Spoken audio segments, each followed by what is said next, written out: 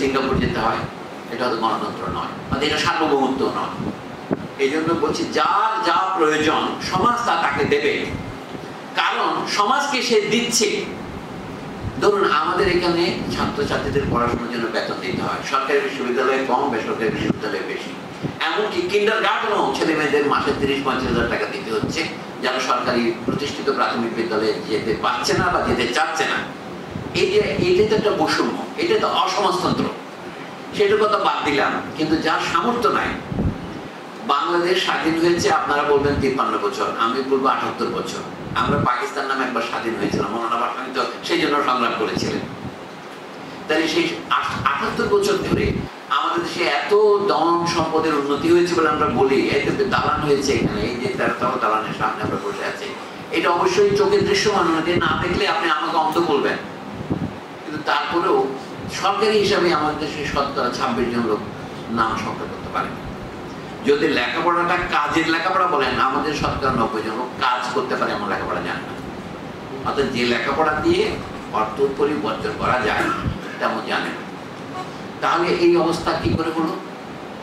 যদি দেশে গণতন্ত্র থাকে, আচ্ছা আমরা তো মোটামুটি কখনো নির্বাচন, কখনো সামরিক শাসন, কখনো জরুরি অবস্থা, কখনো অন্তর্বর্তীকালীন সরকার, এর মধ্য দিয়ে আমরা চলেছি। এখন আমরা কোথায় আছি আমরা জানি, একমাত্র আল্লাহ মালো। আমরা একটা অজ্ঞান অবস্থার মধ্যে আছি।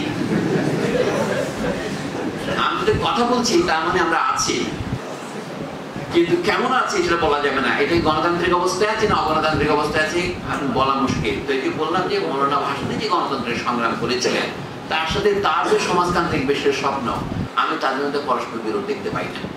একই জিনিস এটা। অর্থাৎ আপনি যদি গণতন্ত্রের জন্য সংগ্রাম না করেন, সমাজতন্ত্রের কথা আপনার জন্য হারাম হবে। কিন্তু ঠান্ডা যুদ্ধের সময়, মানে দ্বিতীয় মহাযুদ্ধের পর এই যে সোভিয়েত রাশিয়ার পতন পর্যন্ত, এই সময়ে আমেরিকার free radio, Europe free radio, Asia, এগুলিতে এমন প্রচার হয়েছে, আমরা সকলে বিশ্বাস করা শুরু করি যে সমাজতন্ত্র এবং গণতন্ত্র পরস্পরের শত্রু। এমন 1972 সালে বাংলাদেশ স্বাধীন হওয়ার পর রাষ্ট্রীয় মূল মন্ত্র হিসেবে যখন একবার বলা হচ্ছে গণতন্ত্র, সমাজতন্ত্র, ধর্মনিরপেক্ষতা এবং জাতীয়তাবাদ, এগুলো আমাদের মূলনীতি, আমরা ঠিক বুঝে উঠতে পারি না ওনারা কি বলতে চাচ্ছেন। এই দুটো পরস্পর বিরোধী। এই চিন্তাটা এমন ভাবে দেওয়া হচ্ছে আপনি গণতন্ত্রের পক্ষে না সমাজতন্ত্রের পক্ষে। তখন শুনলাম আওয়ামী লীগ গণতন্ত্রের পক্ষে, মৌলানা ভাসানী সমাজতন্ত্রের পক্ষে।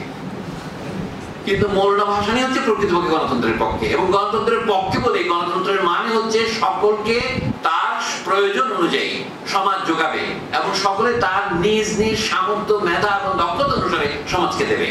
তাকে দেবার সুযোগটা দিতে হবে, যেটাকে সহজ ইংরেজিতে বলে এমপ্লয়মেন্ট, তার কর্মসংস্থান থাকবে। আমাদের সমাজে এই যে ব্যাপক বেকারত্ব, এই যে আমাদের তরুণদের মধ্যে ব্যাপক কর্মহীনতা, অর্থাৎ কর্মহীনতা মানে এই নয় যে তারা কিছু করছে না তা নয়, তারা তো চিন্তা করছেন। কর্মহীনতা মানে যে যে কাজটা করতে আগ্রহী, যে কাজটা করতে সক্ষম, সেই কাজটা সে পাচ্ছে না। আমাদের দেশে কোন প্রাথমিক বিদ্যালয়ের শিক্ষকদের জন্য আগে যোগ্যতা ছিল ম্যাট্রিকুলেশন বা এন্ট্রান্স পাস বা এসএসসি পাস। এখন সেটা বাড়াতে বাড়াতে আমরা গ্রাজুয়েশন করেছি, কিন্তু তারা মাসে 10,000-11,000 টাকা বেতন দিয়ে শুরু করে। গ্রেড 13, গ্রেড 12, গ্রেড 10 বা হেডমাস্টাররা এখন বেশিরভাগ শিক্ষক এমএ ডিগ্রি নেওয়া প্রাইমারি স্কুলে। এটি কি গণতন্ত্র হইতে পারে? এখন যে মৌলানা ভাসানী যে গণতন্ত্রের জন্য আন্দোলনের সেটা কি এইটা হতে পারে? এখন বলেন শিক্ষকদের বেতন যদি ন্যায্য হতে হয়, এখন আপনারা বিশ্ববিদ্যালয়ের শিক্ষকরা আমার সাথে হয়তো এখন বিক্ষুব্ধ হবে। বিশ্ববিদ্যালয়ের শিক্ষকরা প্রফেসর 80,000 পায়, প্রাথমিক বিদ্যালয়ের শিক্ষকরা 10,000 টাকা পাবে কেন? একটাই কথা, মেধা। আমরা বেশি মেধাবী, আমরা বেশি কয়েক বছর পড়েছি, আমি পিএইচডি করে আসছি। আমরা ম্যাডাম কিছু মনে করেন না, আপনার পিএইচডি করছেন আমি জানি, কিন্তু আপনি হয়তো অত টাকা বেতন পান না। কিন্তু এত পার্থক্য হবে কেন? প্রাইমারি স্কুলে যারা পড়ায় তারা তো অনেক বেশি দায়িত্বশীল। শিক্ষার মৌলানা ভাসানী শিক্ষা দর্শন নিয়ে কথা হয় না বলে অধ্যাপক সাহেব বলেছেন, কথা বলা উচিত। মৌলানা ভাসানী শিক্ষা দর্শনের সাথে মিল আছে মৌলানা মহাত্মা গান্ধী। গান্ধী সাহেব বলছেন শিক্ষা শুধুমাত্র স্কুলে পড়বে না, ছেলেমেয়েরা কাজও করবে। শিক্ষা জিনিসটা বিলাসিতা নয়, work, education is work also. আমাদের একটা ধারণা কি লেখাপড়া করার সময় আমরা কাজ করি না, লেখাপড়ার যে কঠোর কাজ, কি কাজ আছে তো সার্বক্ষণিক কাজ। কিন্তু মজার ব্যাপার কি, আমি লেখাপড়া করি বলে আমাকে বেতন দেওয়া হয় না, আমাকে বরং বেতন দিতে হয়।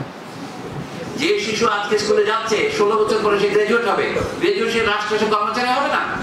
আপনি সেনাবাহিনীতে যে ইন্টারমিডিয়েট পাস করার পর অফিসার নেন, তাদের 34,000 টাকার বেতন দিয়ে শুরু করেন, কেন অফিসার যারা সেকেন্ড লেফটেন্যান্ট হয়। আপনার তাদের, আমি এটা অনেক বলছি না খুব ভালো দেয়, কিন্তু এটা খুব বেশি দেওয়া নয়। সৈনিকদের বেতন আরো একটু কম, তারা তো 16,000 শুরু করে। তো এই যে তাদেরকে রাখা হয় ক্যান্টনমেন্টে কি জন্য? দেশ রক্ষার জন্য। দেশের আসল প্রতিরক্ষা তো এই ছাত্ররাই করবে।